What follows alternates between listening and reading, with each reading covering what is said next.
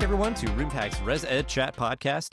If you're new to the show, every episode, our team of hosts brings you timely discussions on a variety of topics of interest to higher professionals who work in and with university housing, residence life, residential education. And this is another in our series of episodes that we love to do every year, where we highlight our blogging team here. We bring in a diverse kind of network of folks from all across the country to share their perspectives on the work happening at their campuses and just kind of in the space writ large. So we're continuing that here with Madison. If you want to kick us off, give a brief introduction of yourself and an overview of your background, and then we'll get into more about what brought you to the team and the topic of today being interesting about like transitioning. You know, we talk a lot about kind of like career stuff on here, but I think this will be the first time we're really getting into like going from like student staff to pro staff. But I think, you know, these episodes will be remaining bloggers, kind of interesting kind of career commentary and reflections and stuff. So appreciate you being open to all this, but kick us off with brief introduction and an overview of your background of what brought you to be where you are today.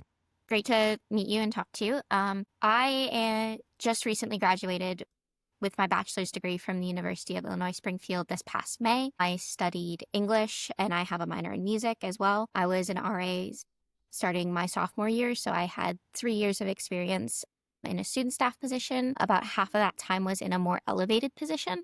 So I was supervising other student staff members for about half of that time because my department underwent restructuring while I was there. And then my last year as an RA, in my last year in college, I kind of decided that I didn't really know what I wanted to do career-wise, and I liked working in residence life. So I decided that it might be a good idea for me to continue working in residence life in a pro staff position.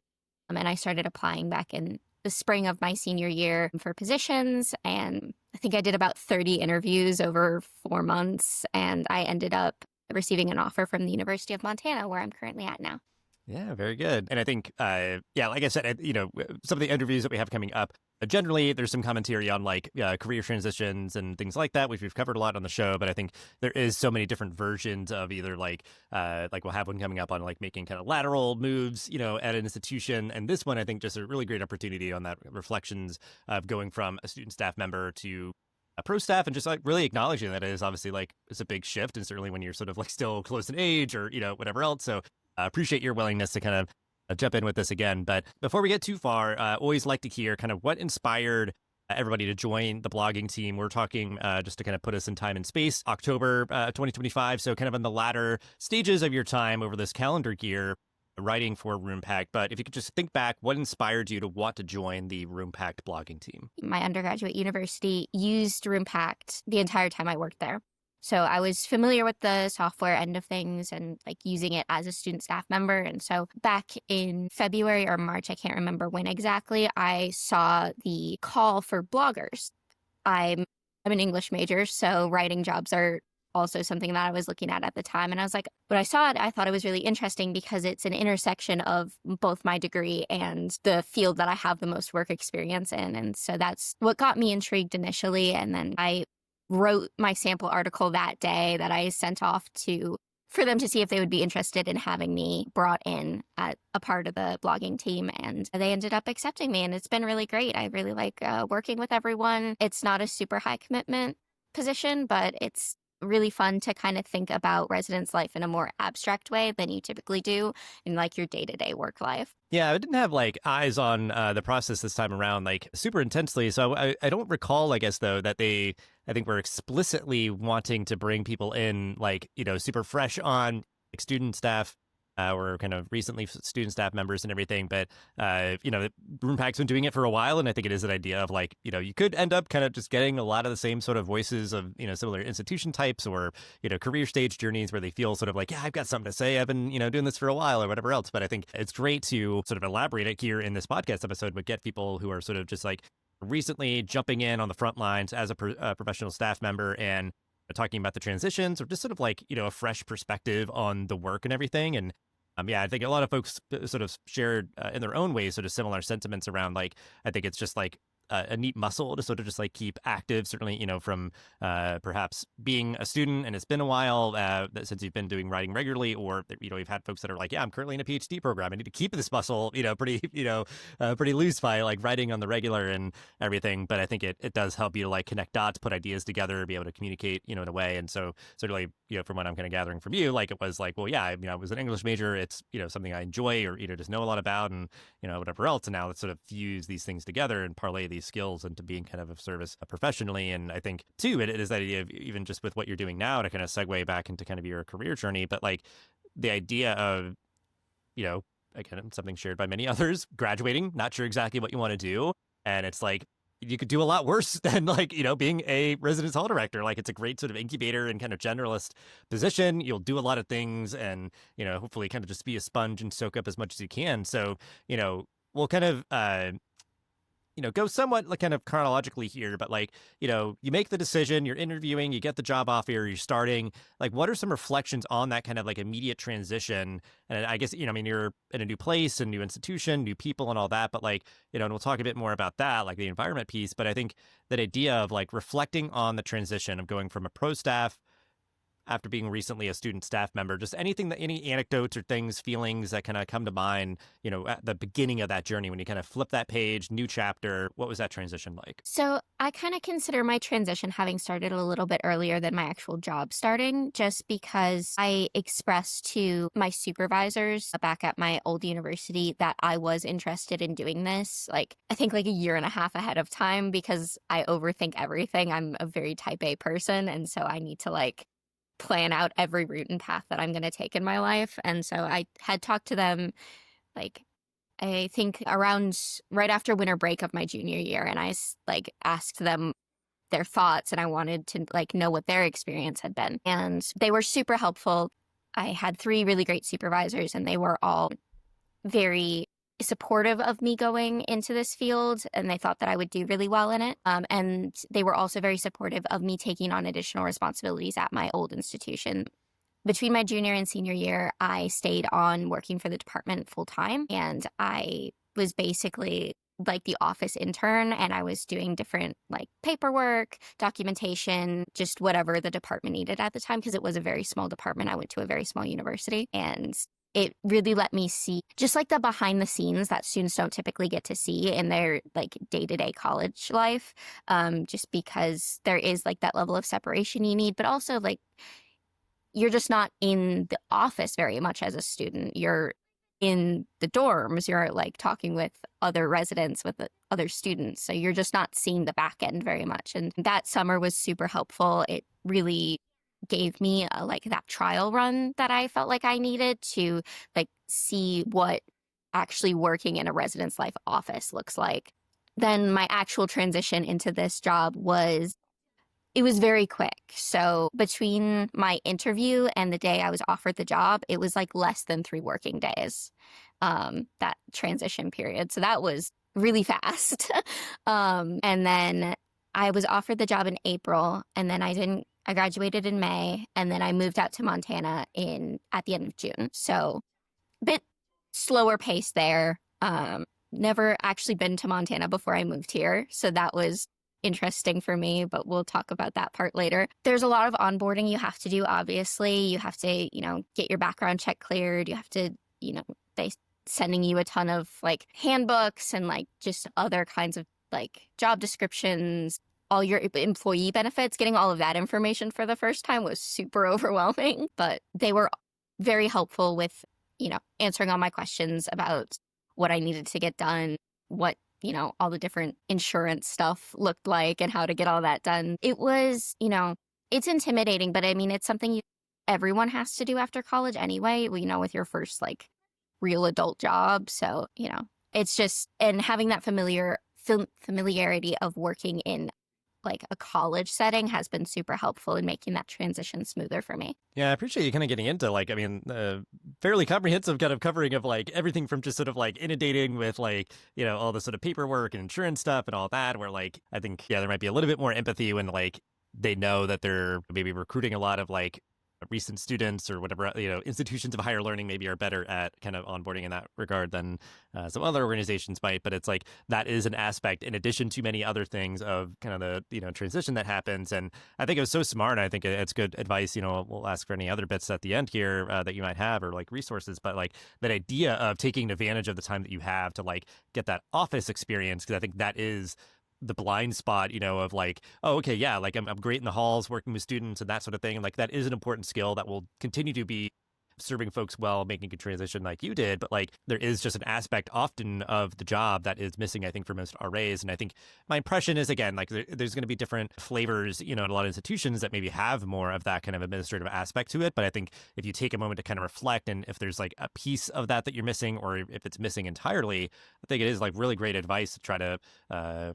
do what you can to ask for those opportunities to shadow or to intern or to do something to get more exposure in that area, so it doesn't feel like that's like yet another thing where it's just like, oh my gosh, yeah, like I've never worked in a residence life office, I've never navigated benefits and like onboarding paperwork and insurance and whatever, So yeah, I think those are all good reflections, and sort of just the kind of all the emotions where obviously you're heading into a new environment, a new institution, new campus, new state, and like new people and all those sort of things. Like, and I think it is like, there's administrative pieces and making sure you get all the kind of, boxes checked and everything. But I think just a feeling of like, okay, I feel at home here, I feel like I have a community, or whatever else, I feel supported. Like I think that's just like how you land in like an environment like this. Making a transition for being a recent student staff member to a professional staff member matters a lot. So just your kind of perspective and point of view, like you don't have to get necessarily into the specifics of what your exact experience was, but just if you kind of want to provide some commentary on some of the ways that you think the environment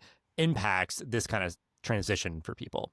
Obviously, environment is a huge factor. What's really interesting about working for a university is that they are really good about, for those entry-level positions, like really easing you in, because they do it for like on-campus students already. They kind of have those processes already in place. And so it's really easy to just kind of throw employees in on it as well. But that also kind of like makes it difficult in a weird way as well, because I'm not a student here. I'd like to be in, a couple semesters, but I'm not a student here yet. So there's a lot of resources that are like brought up and referenced that I don't feel like I can access because I'm not a student here and I wasn't a student here in the past. So there's just kind of that weird like line sometimes where it feels like I'm trying to figure out like, is this something that I can access? Is this something that other departments want just faculty to go to? Like, I don't feel like I've been like fully brought into this space, which is nothing against anyone here. It's just one of the challenges of, becoming a on-campus administrative worker that wasn't a student here as well, because I didn't get the student introduction. So now I got an introduction, but it's not to that extent and that level that students receive. Yeah, and I think that is probably sort of like a pitfall to avoid for institutions, or just sort of like something that they might be like, oops, yep, yeah, we definitely do that too. So they might be like, oh, we don't do that, but it's good to be aware of that and to avoid it. Or there might be like, oh my gosh, yeah, we kind of like, we do hire a lot of like our own former students, and we're like, oh yeah, they know where everything is about like our culture and, that sort of thing. So I think, yeah, just on both fronts, kind of a good call out there. And I think just the elephant in the room, certainly I didn't want to necessarily kind of ask about it explicitly, but it's coming to mind because I think kind of to your point, what it just made me think of is like that idea of like, I was not a student here and everything. It's like, I might look like one, I'm young and whatever, I might be mistaken for one and that sort of thing. So I'm sure you've probably had that experience, but I think that's part of the transition too, is like, you might just kind of have that kind of aspect of like being mistaken for a student, but then the idea of on the kind of day-to-day of your job that like the power dynamics or like, how you interact with the students in the halls or the student staff that you're supervising and that sort of thing.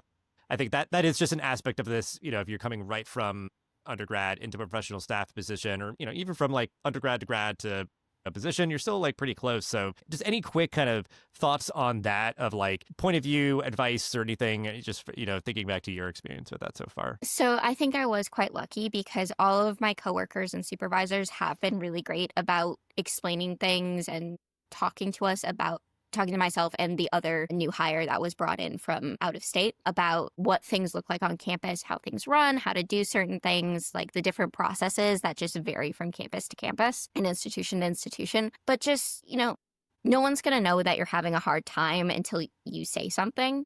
So just you've got to just be persistent about communicating like, hey, I don't know how this works, or I don't know what these resources are. Yes, like it was covered briefly, but like I don't know what the programs they do are. I don't know what it looks like for a student to go into that space. I don't know who to talk to. I don't know who like the points of contact are. I don't know how they involve students in this process. Like, are there student staff members through these different departments that, do a lot of the handling of these things? So just keeping those lines of communication open and being aware of what you don't know. Otherwise, what you don't know and what people don't know is just a blank spot. It's just like kind of this gray area that no one quite knows how to tackle. So getting really good at that communication aspect of like, hey, I know there's this gap here. I'm describing it as best I can. And then having my coworkers or supervisors like kind of make the connection and fill that in for me. And then obviously like nothing's quite as good as hands-on experience, but that's just going to come with time. Yeah. And I mean, I don't want to put words in your mouth, but like to me, there's also like that aspect of like, because I think it's an idea of like, well, they don't know what you don't know or whatever. Like, is a sort of like fake it till you make it kind of thing. It's like, hey, I'm just starting here. This is all new to me and whatever else. But if you sort of like posture and whatever else and, go with confidence and, know that you are capable and able to figure things out. Like if you kind of put on a good show, perhaps a student that you're working with or whatever else, like, they're not going to know any different. And kind of undergirding what you're saying, I think in my mind is that idea of obviously it's going to take time for things to like flesh out for you to like, because it could be like, well, according to this sheet of paper, the person in this office's name is Nina and you need to reach out to them or whatever. And it's like, it might be that eventually be like, oh, I've met her, she's great and whatever else. But so there's like, obviously just things will kind of evolve and mature and whatever else, where it's just like, I have all the information. Like you said, like, I got my training. I know that there's offices that do these things. I can tell you how to reach out to them and whatever else. But no, I guess that like,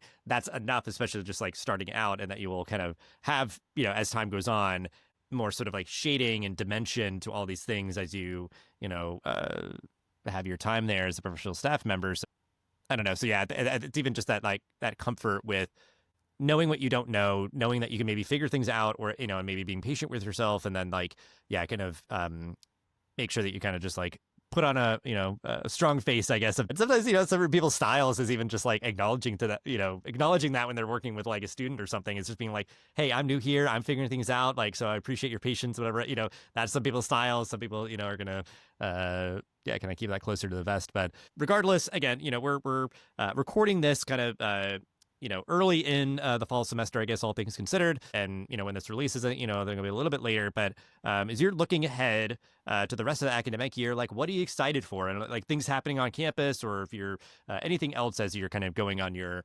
professional staff journey? Yeah. So the end of the semester, or rather the end of the fall semester, is always a pretty fun time on college campuses. There's typically always a lot going on just with the holidays and ways for people to get involved in different things. There's typically a lot of like volunteer things that happen towards November, so I'm very excited about those. I've actually got a major event coming up at the end of October. My institution has each dorm do a major event once each semester that's like targeted at the whole campus. And mine is going to be a haunted house, so I'm very excited about that. It should be a lot of fun. And then I've got different committee responsibilities that I run with students. So just, seeing how those play out for the rest of the semester. And so, yeah, there's a lot of things to be excited about. And honestly, just getting through this first year, because that first year, it's like your first year of college again, all over again. You are seeing how the university flows. You're seeing how everything works. You're learning where things are. You're figuring out what the flow of the semester looks like for the institution, because here they have like 3 different weeks of midterms throughout the semester, which I did not know that was a thing. So that's a new fun fact for me, is that their midterms are a lot longer here than I'm used to in the past. So having those like de-stressing events more frequently throughout the semester is a lot more beneficial for this like student audience, which is cool. It's a good point. I think like the first year of anything where you like see how everything goes the first time, and then you can kind of like kind of learn and grow from that is definitely a big one. And then exciting that you're having that haunted house. Maybe that'll be featured in a future blog post in some regard, but so folks can kind of see, how that went or kind of your reflections on it. But yeah, it's exciting to hear about that. I'm just grateful for you, I guess, to sort of be willing again to have this conversation and everything, and just to kind of give you the final word here. Any other bits of advice or resources that you'd want to share with folks on this topic that we could maybe include in the show notes? Yeah, so if you're interested in working in higher ed or continuing to work in housing after you graduate, a really good website to find jobs on is called Higher Ed Jobs. They have a lot of resume materials as well, so they're super helpful throughout the job application process. You can really filter it down to whatever kind of jobs you're looking for in higher ed. And a lot of universities use that website to post their jobs on. So super beneficial. I pretty much only used that site to apply to jobs. And like I said, I had about 30 interviews over 4 months, which is not an insignificant amount of interviews. And just talk with your supervisor ahead of time. Talk to them about any advice that they have for you. If they can give you additional responsibilities, they probably will, especially if you've shown yourself to be a hard worker and you've shown yourself to be someone that they can rely on. Part of what I like about working at university so much is that everything is so flexible. They don't have super established roles as much as a typical business environment does. And so you can really shape your role to what you want it to be. Finally, I think using student staff interviews to really polish up your actual business interviews is a really great thing to be doing. What I did when I was helping with student staff interviews was I would take the time to figure out what was the department trying to figure out with each question they were asking the interviewees, and how could the interviewees best answer those questions. And by doing that, I was then able to apply that knowledge to my actual interviews that I was having with other universities. And I think that definitely helped me out a lot and definitely helped ease my nerves a lot while I was doing interviews, thinking about it in that more formulaic fashion rather than a conversation, which kind of puts me on edge because then I'm being evaluated on my conversation skills, which, it's a little scary. Well, you're doing great with this conversation, and glad this one is not going to be graded or anything like that. But I think it's good advice just generally. I think just anybody can keep sort of honing their approach on how they're sort of showing up at interviews or navigating job searches and doing it most kind of efficiently and effectively. And I certainly, I'm sure, kind of take it for granted. I think I've used Higher Ed Jobs since I embarked on my professional staff journey many years ago, and it's just always been a great tool to set up certain kind of filtered results that'll kind of automate and send to you as new things get posted, and you can be kind of as broad or specific as you want. And they have. I haven't really taken advantage of a lot of their other resources, but I kind of good on them. I know that they've really kind of expanded their sort of suite of tools for folks, and it's been a great kind of stalwart of the higher ed job search for a long time. But and I think. That sort of analytical approach, it is that kind of idea of you kind of have this rare opportunity in residence life, doing student staff interview, you just get so much exposure to you could see maybe oh, there's an interesting way to answer that question or whatever else. But even just having sort of this sort